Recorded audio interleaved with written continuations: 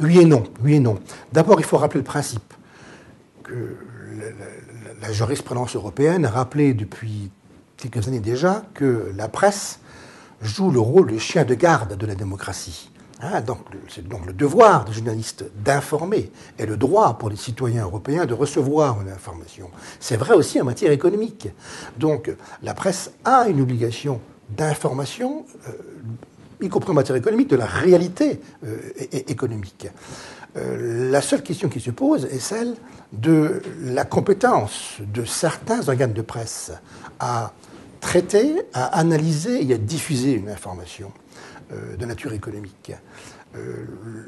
Il faut informer, il faut alerter, mais il ne faut pas dramatiser non plus. Alors, il est vrai que dans ce rôle d'information, on doit le faire de manière loyale et de manière sérieuse.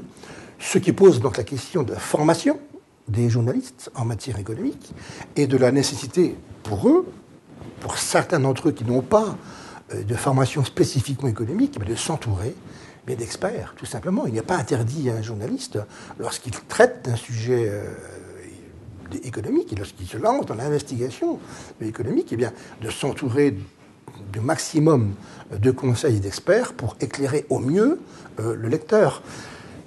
Tout est de la finesse de l'analyse. Hein. La réalité de la présentation, auquel doit s'ajouter une analyse, sans verser dans le sensationnel et la dramatisation.